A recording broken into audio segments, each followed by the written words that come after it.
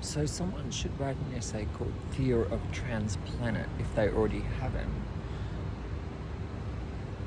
Because that's really what's driving a lot of this fascism. And some of its core principles relate to using words such as social contagion,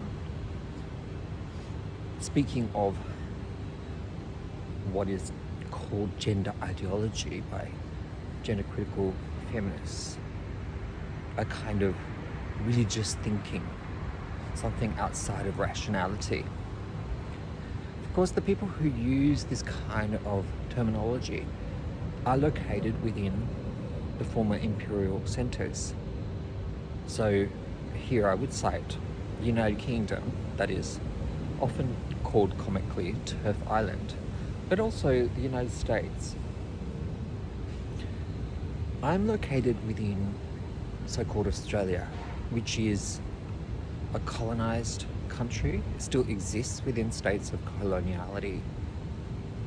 It can't be properly called post-colonial, but it is an interesting place because within the web and waft of everyday life, we have degrees of intercultural mixing and encounter, obviously on unequal terms and with a sort of Anglo-centred logic that is also anti-black and foundationally racist against Aboriginal and Torres Strait Islander peoples. But there is never a kind of totality to such colonial logics. There are leakages, there are still as well, between migrants, leakages of knowledges, but there are also forms of the insistence of sovereignty, the continuity of sovereignty of bodies and land and relations in this country. So I would understand the question of gender and even sexuality as being an outgrowth and an expression as well of the colonial impulse. And the way in which it took root here is very much in terms of debased relations, patriarchal economies, and whiteness. Also instructed via education institutions and enacted through the removal of children, the placement on missions, and also the theft of children from their parents, especially those determined through racial thinking as half-caste, in order to potentially make them, in this kind of view, more white. We have a complex kind of genealogy of these ideas, which does connect to the Imperium, clearly, but there are a lot of unsettled elements, even within settler colonialism. So I'm not speaking from the United States of America. I'm not speaking the English of that putative nation state. Sorry, there's an insect there. I'm not speaking from the United Kingdom. Raewyn Connell speaks about Australia as being part of the periphery, not being the metropole. Now, whether Australia is a periphery context in the way that Wallerstein understands the periphery, core, semi-periphery, and periphery, is a moot point. It is a non-first world nation with first world infrastructure for those who live in urban centres and who are well heeled and who are white or have a proximity to whiteness. I myself am a product of both the designs of empire and forms of occupation, because my lineage actually descends through contact, also violent forms of possession and submission of native women, or their being held in thrall within the context of British India.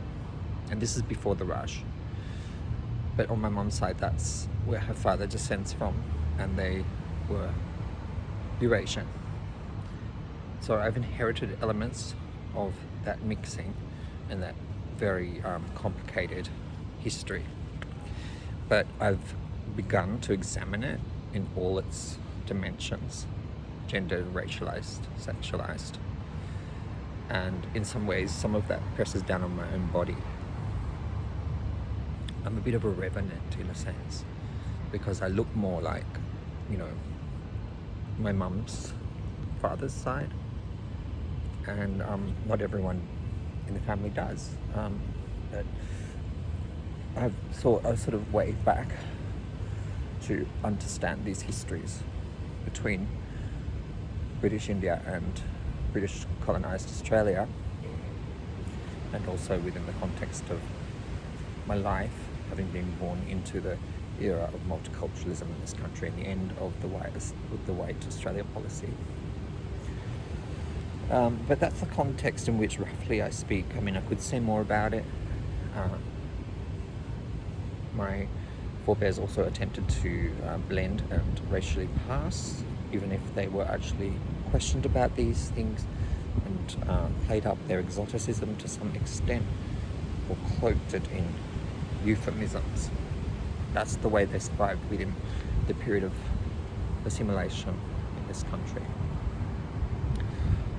So the assimilationist project, whether it's designs of the coloniality of gender or also the coloniality of race, this is from whence I speak, and these are the critical knowledges that I bring to bear, including through my body and my spirituality, my being in the world, as someone who does not necessarily have a home, does not necessarily have a place in the family structure that is enshrined, but instead has always occupied an outside kind of a limit to that, as much as I have also come up through certain kinds of occulted, hidden histories of family life, silences, doubleness, which are quite particular in my sense to the Anglo-Indian diasporic experience, Anglo-Indians being understudies for empire in two contexts. But I am also someone who, by virtue of my gender expression and my non-alignment, I guess, with gendered reproduction, have always felt at odds with family, society, nation. So a lot of the current fears that are spiraling in these fascist passions, as Butler calls them, have to do with fear of a trans planet and fear of a black and brown planet as well, a non-Christian,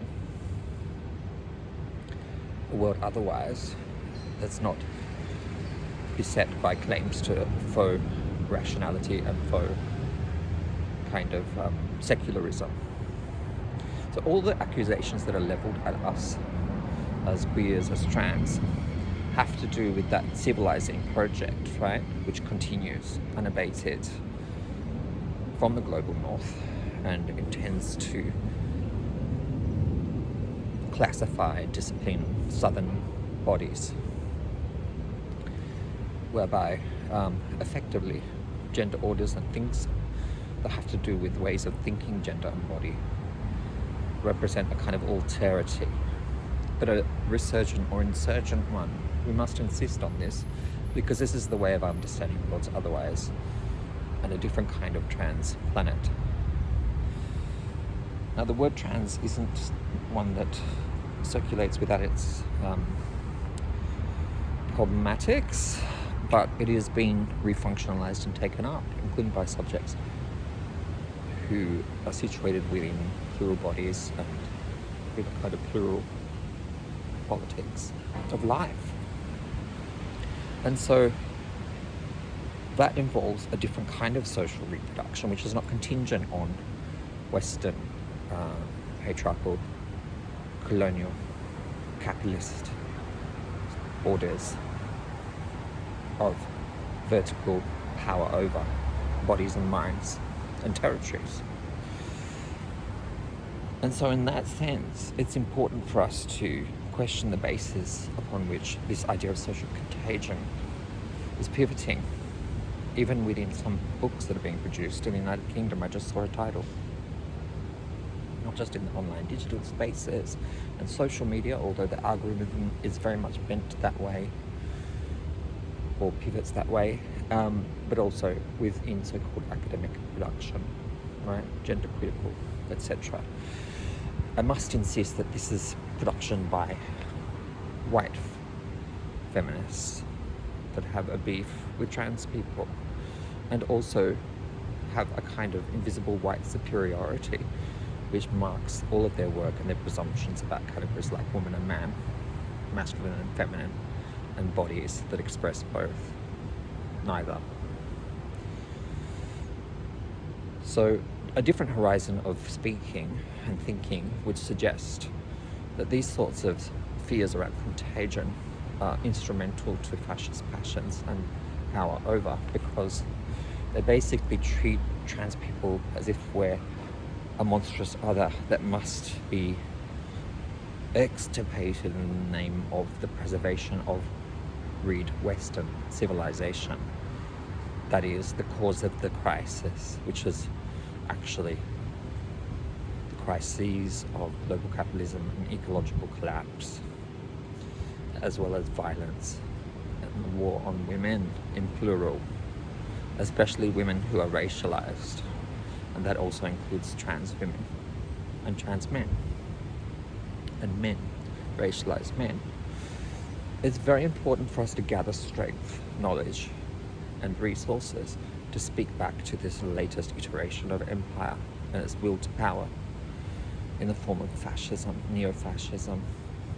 And I want to be part of that, and I suggest that if we need to amass some resources for our critical thinking and action, that we use what's available. The master's tools will never dismantle the master's house, but to be sure we have tools of our own which are not from the master.